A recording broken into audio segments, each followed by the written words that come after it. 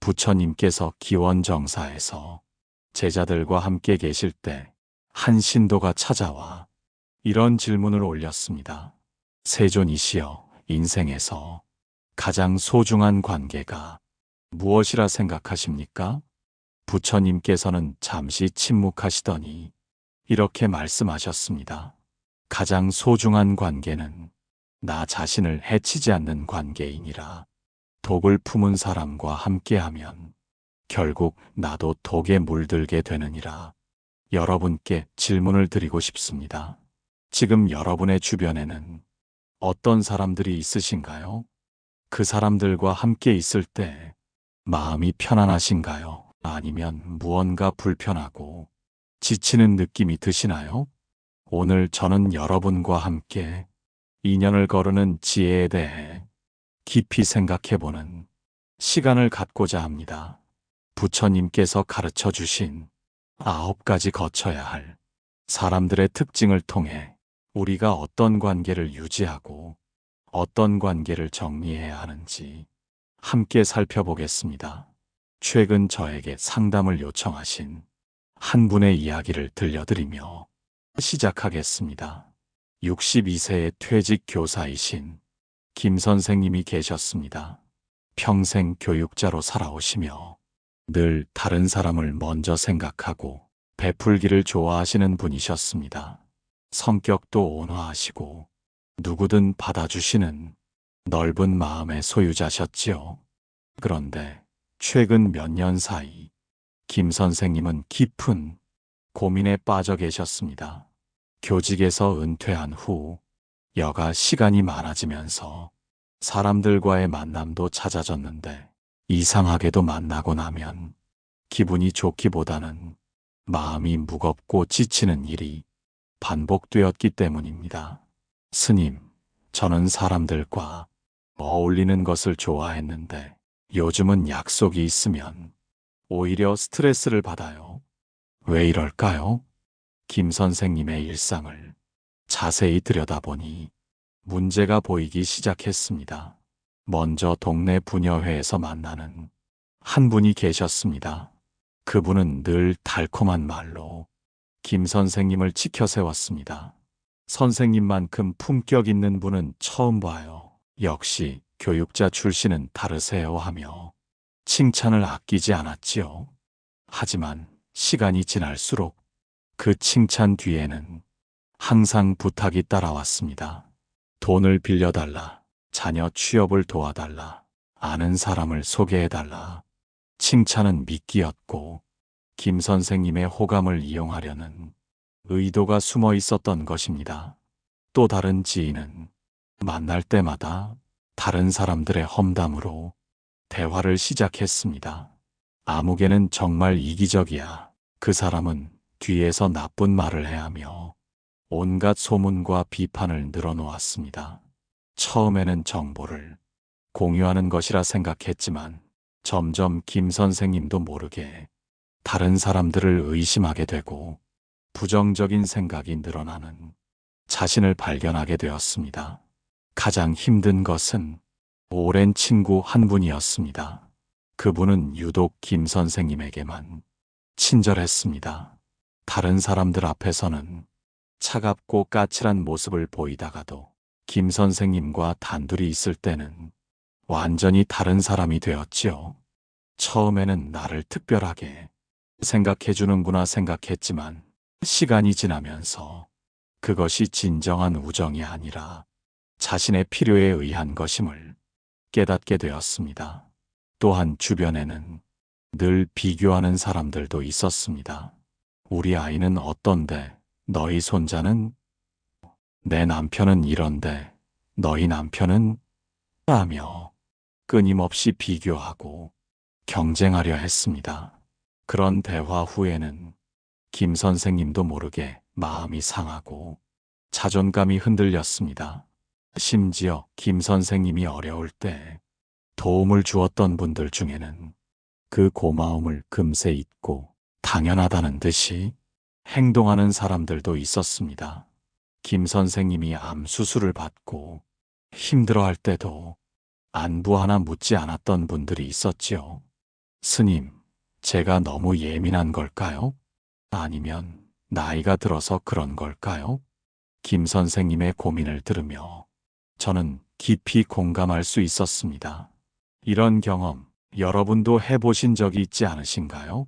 함께 있어도 마음이 편하지 않고 만나고 나면 오히려 기운이 빠지는 사람들 말입니다. 저는 김 선생님께 이렇게 말씀드렸습니다. 선생님, 부처님께서 말씀하신 선지식과 악지식에 대해 한번 생각해 보시겠어요? 부처님께서는 좋은 벗, 즉 선지식을 만나는 것이 깨달음의 절반이라고 하셨습니다.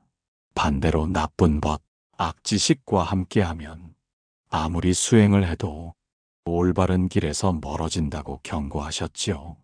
이것을 현대적으로 해석하면 우리 주변의 인간관계가 우리의 마음 상태와 인생의 방향을 크게 좌우한다는 의미입니다. 마치 맑은 물에 흙탕물을 부으면 전체가 탁해지듯이 부정적인 에너지를 가진 사람들과 함께하면 우리 마음도 어두워집니다. 부처님께서 제시하신 거쳐야 할 사람들의 특징을 하나씩 살펴보겠습니다.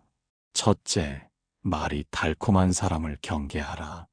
부처님께서는 가머니설로 남을 속이는 자는 마치 독을 꿀에 섞어주는 것과 같다고 말씀하셨습니다. 선생님만큼 인품이 좋은 분은 처음 봐요. 당신 같은 분이 계셔서 동네가 밝아져요. 이런 말을 들으면 누구나 기분이 좋아집니다. 하지만 지나치게 달콤한 말로 접근하는 사람들을 조심해야 합니다. 60대 박 여사님의 경우가 그랬습니다. 새로 이사 온 이웃이 처음에는 부인 같은 분이 계셔서 정말 든든해요라며 극찬을 아끼지 않았습니다. 하지만 시간이 지나자 이런 부탁 드려도 될까요? 라며 돈을 빌려달라, 보증을 서달라는 요청들이 이어졌습니다. 진정한 관계에서는 과도한 칭찬이나 아첨이 필요하지 않습니다. 자연스러운 대화와 진심 어린 소통으로도 충분히 좋은 관계를 유지할 수 있지요. 달콤한 말 뒤에는 항상 의도가 숨어 있다는 것을 기억하세요. 둘째, 남의 허물을 자주 말하는 이도 멀리하라. 부처님께서는 남의 허물을 말하는 자는 자신의 허물을 보지 못한다고 하셨습니다. 저 사람은 정말 이기적이야. 아무개는 뒤에서 딴소리를 한다더라. 마이너스. 만날 때마다 다른 사람 얘기부터 꺼내는 분들이 계시지 않나요? 처음에는 정보를 공유하는 정도로 생각할 수 있지만 이런 대화를 계속 듣다 보면 우리 마음도 어느새 부정적으로 변합니다. 70세의 김할머니는 경로당에서 늘 다른 사람들이 흉을 보는 한 분 때문에 고민이었습니다. 그분과 대화하고 나면 다른 이웃들까지 의심스럽게 보이고 마음이 무거워졌다고 하십니다. 더 무서운 것은 내가 그 자리에 없을 때 그 사람이 나에 대해서도 똑같이 말하고 있을 가능성이 높다는 것입니다. 늘 다른 사람을 비판하는 사람은 자신을 돌아볼 여유가 없는 사람입니다. 셋째, 내게만 잘해주는 사람을 조심하라.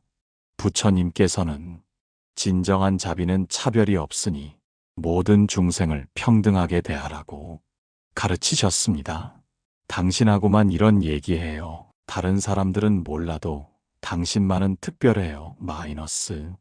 이런 말을 들으면 처음에는 특별 대우를 받는 것 같아 기분이 좋습니다. 하지만 유독 나에게만 친절하고 다른 사람에게는 냉정한 사람을 조심해야 합니다. 65세 이 선생님은 골프 모임에서 만난 한 분이 자신에게만 극진히 대하는 것이 이상했다고 합니다. 다른 회원들 앞에서는 차갑고 까칠하다가도 자신과 단둘이 있을 때는 완전히 다른 사람이 되었지요. 나중에 알고 보니 이 선생님의 인맥과 경제력을 노린 계산된 친절이었습니다. 참된 사람은 누구에게나 기본적인 예의와 따뜻함을 보입니다. 특별한 친절에는 특별한 조건이 따른다는 것을 잊지 마세요. 넷째, 늘 비교하는 이는 스스로 불행하다. 부처님께서는 비교하는 마음이 모든 고통의 근원이니 자신만의 길을 걸어가라고 하셨습니다. 우리 아들은 대기업 다니는데 너희 아들은? 내 남편 연금이 얼마인데? 마이너스. 만날 때마다 이런 비교를 당하면 정말 지치지 않나요? 아파트 단지 부녀회나 동창 모임에서 이런 경험 다들 해보셨을 겁니다. 58세 정 여사님은 고등학교 동창들과의 만남이 점점 부담스러워졌다고 합니다. 자녀들 직장, 남편 수입, 집값까지 끊임없이 비교하며 경쟁하려 하는 분들 때문이었죠. 그런 자리에 다녀오면 오히려 우울해지고 자존감이 떨어졌다고 합니다. 비교하는 사람들은 자신의 불안감을 다른 사람과의 비교로 달래려고 합니다. 하지만 비교는 끝이 없습니다. 진정한 평화는 자신만의 속도로 살아갈 때 찾아옵니다. 다섯째, 고마움을 모르는 사람은 끝내 나를 잊는다. 부처님께서는 은혜를 아는 마음이 모든 덕의 근본이니 받은 은혜를 잊지 말라고 하셨습니다. 그때 도움받은 거? 아, 그런 일이 있었나? 마이너스. 내가 어려울 때 도와준 일을 마치 당연한 것처럼 여기거나 아예 기억조차 하지 않는 사람들이 있습니다. 특히 중년 이후에는 이런 경험들이 더욱 마음의 상처가 되지요. 67세 최할아버지는 젊은 시절 사업 실패로 어려울 때 도움을 준 지인들 중 몇 분이 나중에 완전히 딴 사람이 되어버린 경험을 하셨습니다. 심지어 자신이 다시 성공한 후에도 그때의 도움에 대해서는 쉽게 잊어버리는 모습을 보고 실망이 컸다고 합니다. 고마움을 아는 마음은 인간관계의 가장 기본입니다. 받은 만큼 돌려주라는 것이 아니라 최소한 기억하고 감사해야 하는 마음은 있어야 하지요. 고마움을 모르는 사람은 언젠가 더 큰 은혜도 저버릴 수 있습니다. 여섯째, 나를 이용만 하는 사람은 오래 두지 말라. 부처님께서는 서로 도움이 되는 관계가 참된 관계이니 일방적인 관계는 오래 갈 수 없다고 하셨습니다. 이것 좀 부탁해도 될까? 미안한데 이번만. 마이너스. 항상 무언가를 부탁하기만 하고 내가 어려울 때는 보이지 않는 사람들이 있습니다. 특히 은퇴 후에는 시간이 많다고 생각해서 온갖 부탁을 하는 사람들이 늘어나지요. 72세 신할아버지는 후배 하나가 늘 골프 치자, 술 마시자며 연락하다가도 정작 자신이 병원에 입원했을 때는 연락조차 없었다고 합니다. 나중에 알고 보니 그 후배는 골프장에서 인맥을 쌓기 위해 신할아버지를 이용했던 것이었지요. 건강한 관계는 주고받는 것이 균형을 이루어야 합니다. 때로는 한쪽이 더 많이 주고받을 수 있지만 전체적으로는 서로에게 도움이 되어야 합니다. 일방적으로 이용만 당한다면 그 관계는 재검토해 볼 필요가 있습니다. 일곱째, 시기하는 이는 복을 가로막는다. 부처님께서는 남의 행복을 시기하는 마음은 자신의 복을 소멸시키니 타인의 성공을 기뻐하라고 하셨습니다. 너만 잘 되면 뭐해? 운이 좋았던 거지. 실력이 뭐 대단해? 마이너스. 내가 좋은 일이 생겼을 때 진심으로 축하해 주기보다는 시기와 질투를 보이는 사람들이 있습니다. 자녀가 좋은 곳에 취업했다거나 건강검진 결과가 좋게 나왔다는 소식에도 이상한 반응을 보이는 분들 말입니다. 64세 강 여사님은 오랜 친구 하나가 자신의 아들이 공무원 시험에 합격했다는 소식에 요즘은 공무원도 별거 아니야라며 폄하하는 모습을 보고 충격을 받았다고 합니다. 그 친구 자신의 자녀는 취업 준비 중이었는데 남의 기쁜 소식을 들으면서도 축하보다는 시기가 앞섰던 것이지요. 시기하는 마음은 독과 같아서 본인뿐만 아니라 주변 사람들까지 부정적인 영향을 미칩니다. 진정한 친구라면 내 행복과 성공을 자신의 일처럼 기뻐해 줄 것입니다. 여덟째, 내 아픔에 무관심한 이 인연이 아니다. 부처님께서는 진정한 벗은 기쁨을 함께 나누고 슬픔을 함께 아파하는 자라고 하셨습니다. 요즘 많이 힘들어서 아 그래 그런데 말이야 마이너스 내가 힘들다고 말해도 관심을 보이지 않고 자신 얘기로만 넘어가는 사람들이 있습니다. 특히 나이가 들수록 건강 문제나 가족 문제로 힘든 일들이 많아지는데 이럴 때 주변 사람들의 반응을 보면 누가 진정한 벗인지 알 수 있지요. 69세 홍할머니는 남편이 치매 진단을 받고 힘들어할 때의 경험을 들려주셨습니다.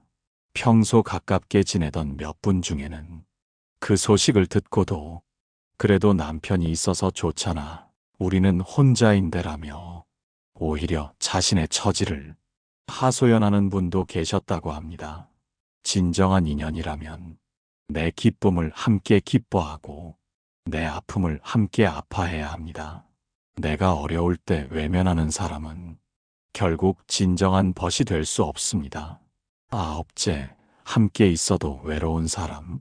부처님께서는 마음과 마음이 통하지 않으면 천리를 함께 걸어도 홀로 걷는 것과 같다고 하셨습니다.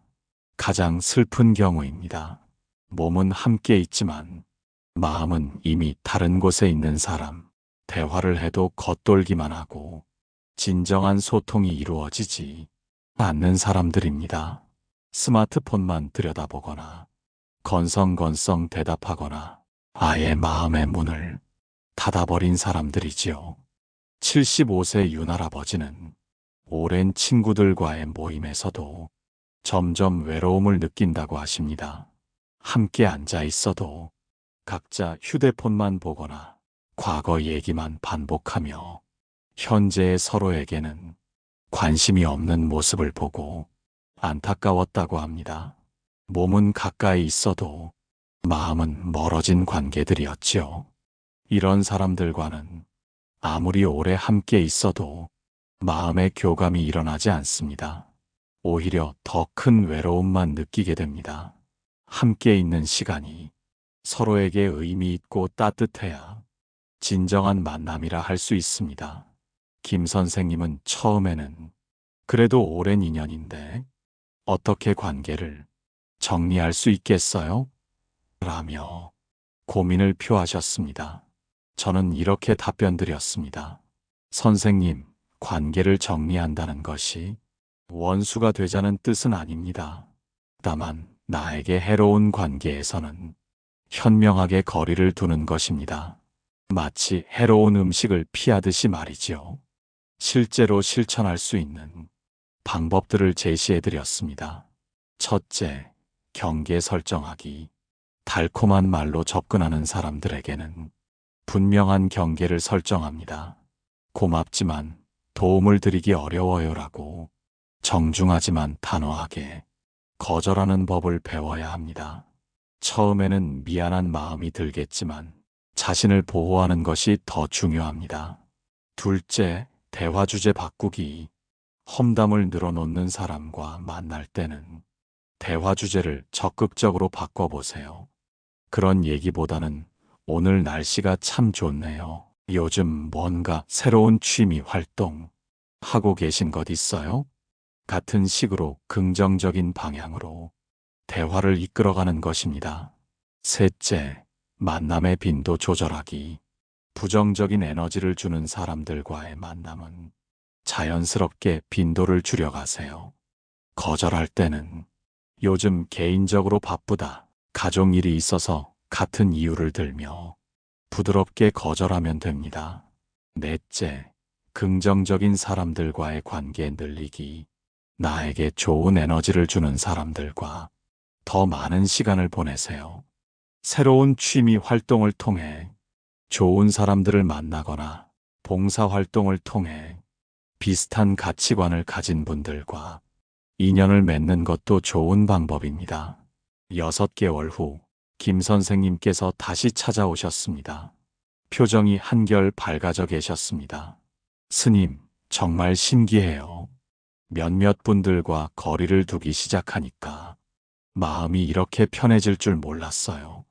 그리고 새로 만난 독서 모임 분들과는 대화를 나누는 것만으로도 기분이 좋아져요.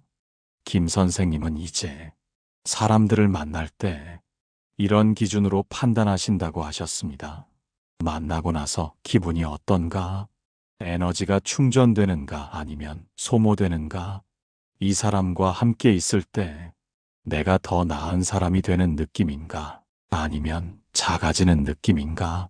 이것이 바로 부처님께서 가르쳐 주신 분별지혜입니다. 부처님께서는 이런 비유를 들어주셨습니다. 연못에 맑은 물이 있다고 하자 그 연못에 탁한 물을 계속 부으면 연못 전체가 흐려진다. 하지만 탁한 물을 막고 맑은 물만 흘려보내면 연못은 다시 맑아진다. 우리의 마음도 마찬가지입니다. 부정적인 사람들과의 관계를 적절히 조절하고 긍정적인 사람들과 함께하는 시간을 늘리면 마음이 맑아집니다. 여러분도 한번 생각해 보세요. 지금 여러분의 인간관계 중에서 여러분에게 기쁨과 평화를 주는 사람은 누구이고 여러분을 지치게 하고 무겁게 만드는 사람은 누구인가요? 이것을 파악하는 것만으로도 여러분의 삶의 질이 크게 달라질 것입니다. 부처님께서는 모든 괴로움은 잘못된 관계에서 시작된다고 하셨습니다. 하지만 동시에 모든 행복도 올바른 관계에서 시작된다고도 하셨지요. 오늘 우리가 살펴본 9가지 거쳐야 할 사람들의 특징을 기억하시고 현명하게 인간관계를 정리해 나가시기 바랍니다. 말이 달콤한 사람을 경계하고 남의 허물을 자주 말하는 이는 멀리하며 내게만 잘해주는 사람을 조심하고 늘 비교하는 이들과는 거리를 두며 고마움을 모르는 사람은 인연이 아님을 알고 나를 이용만 하는 사람은 오래 두지 말며 시기하는 이들이 복을 가로막음을 알고 내 아픔에 무관심한 이는 진정한 인연이 아니며 함께 있어도 외로운 사람은 이미 떠난 사람임을 기억하세요. 이는 미워하라는 것이 아니라 자신을 보호하고 더 나은 관계를 위한 지혜로운 선택입니다.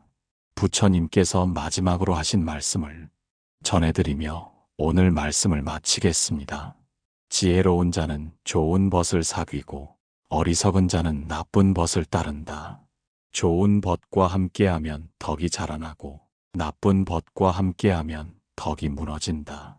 여러분의 삶에 진정한 평화와 기쁨을 주는 사람들과 함께 하시길 바랍니다. 그리고 여러분 자신도 다른 사람에게 그런 존재가 되시길 기원합니다. 오늘 말씀이 여러분의 마음에 작은 위로와 지혜가 되었기를 바랍니다. 혹시 비슷한 고민을 가지고 계신 분들이 계시다면 댓글로 나눠주세요. 함께 지혜를 나누며 서로를 격려할 수 있을 것입니다. 구독과 좋아요로 함께 해주세요. 여러분 모두에게 부처님의 자비가 함께 하시기를 기원합니다. 나무아미타불 관세음보살